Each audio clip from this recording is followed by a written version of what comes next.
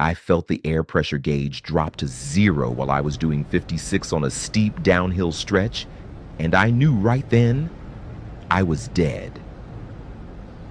There is a specific kind of terror that only a lorry driver understands. It is the moment you realize 40 tons of steel and cargo are no longer under your control. You are just a passenger in a massive metal coffin. I've been driving for 15 years, but back then, I was working for a firm that was, well, let's call them budget. The kind of outfit where the yard is full of oil leaks, and the boss, a bloke named Brian, would look at a bald tire and tell you it had another 1,000 miles in it.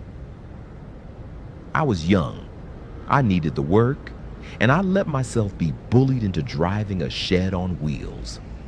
That's what we called it. A battered old Scania that sounded like a bag of spanners and shook so hard at 50 miles an hour it would rattle your teeth loose. That morning I did my walk around and noticed the service sticker on the door frame.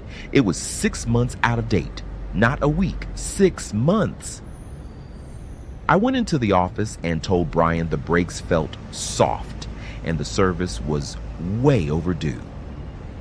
He didn't even look up from his bacon buddy. He just said, "It's booked in for next Friday, mate. Just get this one load to Sheffield and back. It's a flat road. You'll be fine. Don't be a tart." I should have walked away. I should have handed him the keys and told him where to stick his job. But I didn't. I climbed into that cab, slotted my Tacho card in, and pulled out of the yard. That was the biggest mistake of my life.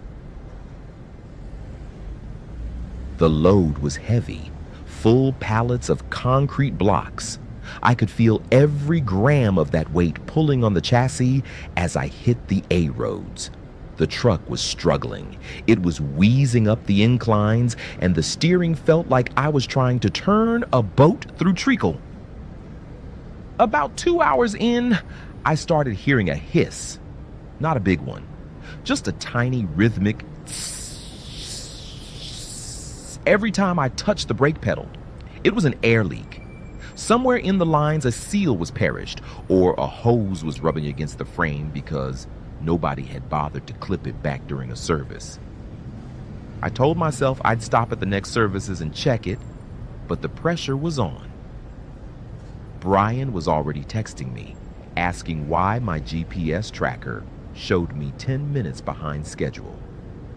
In this game, the clock is the enemy, but a dodgy boss is the devil himself.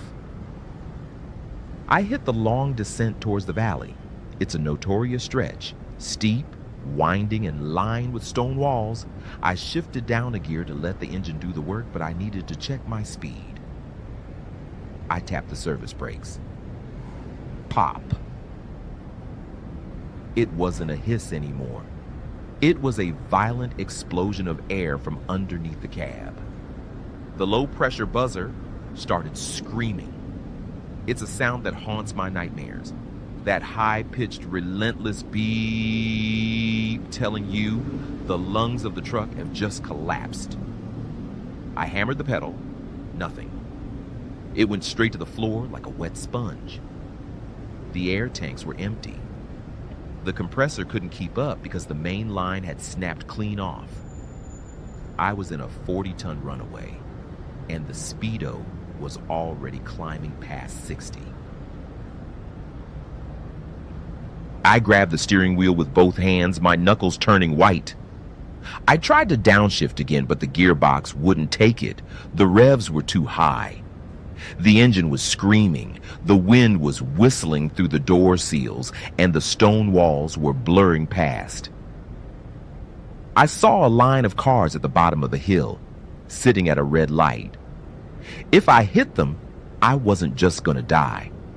I was going to take 3 or 4 families with me. I started blasting the air horn, even though it was weak, trying to warn them. My heart was thumping so hard I thought it would crack a rib. I looked for an escape lane. Nothing. Just a steep drop on the left and a rock face on the right. I had to make a choice. I could stay on the road and pray, or I could try to use the environment to slow me down. I steered the side of the trailer against the rock face on the right. The sound was deafening. The grinding of metal against stone sent a shower of sparks across the windscreen. It felt like a giant was grabbing the lorry and trying to rip it apart. The vibration was so violent I could barely see. The wing mirror was ripped off instantly. The curtain side of the trailer shredded like paper, and concrete blocks started spilling out, smashing onto the tarmac behind me. The friction started to work. The speed dropped to 50, 45, 40. But the rock face was ending, and the traffic lights were less than 100 yards away. I yanked the emergency park brake valve. It's a last-ditch effort that usually just locks the wheels and sends you into a jackknife. The rear wheels locked up. The smell of burning rubber filled the cab instantly, thick and acrid. The trailer started to slide to the left, trying to overtake the cab.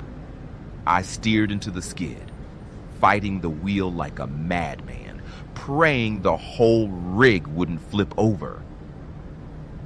With one final bone-jarring lurch, the lorry came to a halt. I was less than 10 feet from the back of a small Vauxhall Corsa. The driver inside looked in his rearview mirror, his eyes wide with pure terror. I just sat there, my hands still frozen on the wheel, my chest heaving. I didn't get out. I couldn't. My legs had turned to jelly. I just sat in the silence, listening to the ticking of the cooling metal and the hiss of the last bit of air escaping the wreckage. The police and the DVSA arrived an hour later. When they looked at the service records, or the lack of them, their faces went grim. They found that the brake slack adjusters were seized, the pads were down to the metal, and the airlines were so brittle they snapped when you touched them. Brian tried to blame me. He told the investigators that I hadn't reported the faults, but I had kept my own log. I had every text message he'd sent me telling me to just get it done. The firm was shut down within a month. Brian lost his operator's license for life, and he faced a massive criminal trial. Here is the lesson for every driver, especially the young lads just starting out. You are the captain of that ship. If that lorry isn't safe, do not turn the key. I don't care how much the boss shouts, how much the client complains, or how tight the schedule is.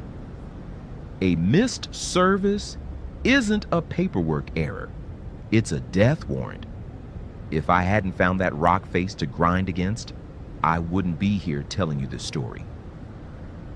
Your life and the lives of the people sharing the road with you are worth infinitely more than a dodgy boss's profit margin. Stand your ground, check your gear, and if the truck is a dog, leave it in the yard. If this story gave you a bit of a chill, drop a like on the video. It helps the message get out to the drivers who need to hear it. Subscribe for more tales from the tarmac, and let me know in the comments. What's the worst shed you've ever been asked to drive? Stay safe out there. Keep the shiny side up.